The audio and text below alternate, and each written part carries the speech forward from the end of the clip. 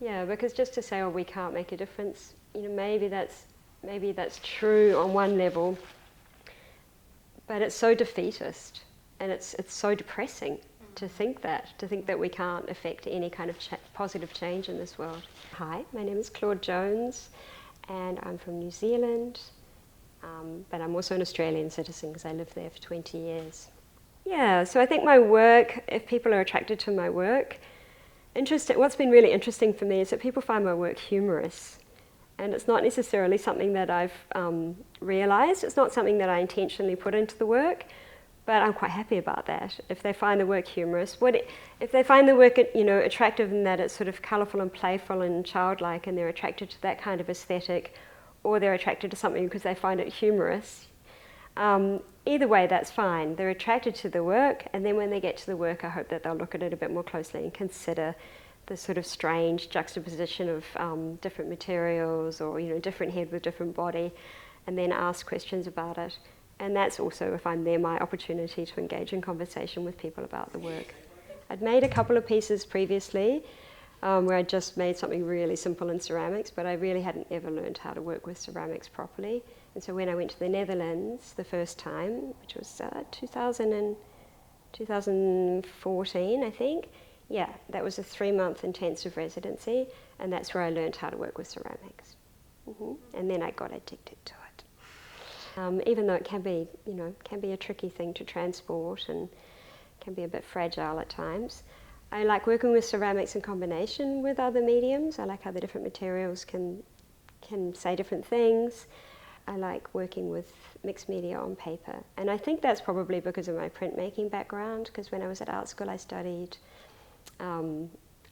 off wanting to do sculpture, but that didn't really work out very well because I had a bit of a conflict with the sculpture teachers. Yeah, they just didn't really treat me very respectfully.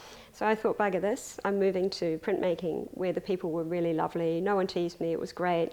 And then I got caught in printmaking. So I was printmaking for years, and I even did my undergraduate in printmaking, and that really established my love of paper. And so even though I sometimes do works on canvas, I can't really describe it. I have this real affinity with paper. I love it. Then I do quite a few sketches and work out the composition and work out the colours.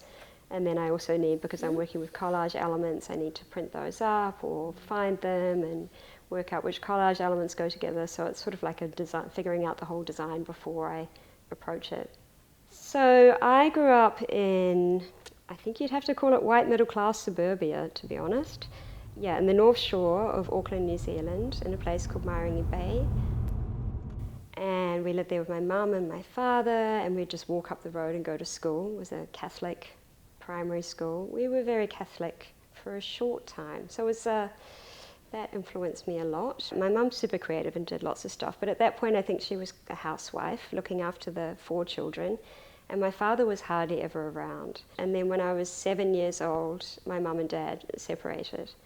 And then she was on her own with 4 kids for a while.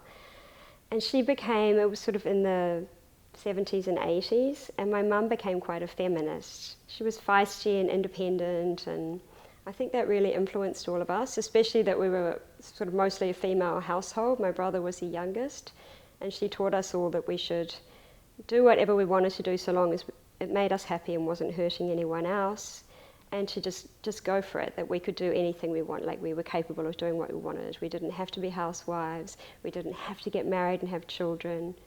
That's influenced my work too, because I'm really privileged. I'm privileged to have grown up in a white middle class family with a liberal feminist mum, and many women around the world don't have that. Yeah, and many women are still really repressed and have really limited opportunities. When I was in Australia, I did a 3-year full-time diploma of fine arts at the National Art School, where I learned a lot of really hands-on techniques, because it was, I think now it's a degree program, but back then it was called a technical college. So that was fantastic. I learned so many technical skills there, and that helped me a lot when later on I went to Sydney College of the Arts to do my Bachelor of Visual Arts. Because I realised when I was doing my Bachelor of Visual Arts, it was a lot more conceptual and theory-based, and it was really good to have those skills already, because there wasn't necessarily as much opportunity to learn how to make things, And then I also did my Master of Visual Arts at Sydney College of the Arts as well. I've also lived in Spain, in Barcelona for 1.5 years. I went there and I did a residency at a place called Can Serrat. So I wanted to practice my Spanish and make artwork. And after that, I met a young Greek man and fell in love. And we decided to move to Barcelona together. We had this little apartment and I felt isolated and things weren't going well.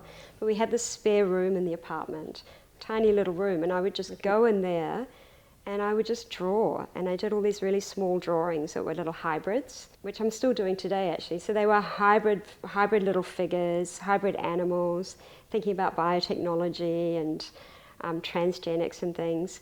But they were quite whimsical and fun.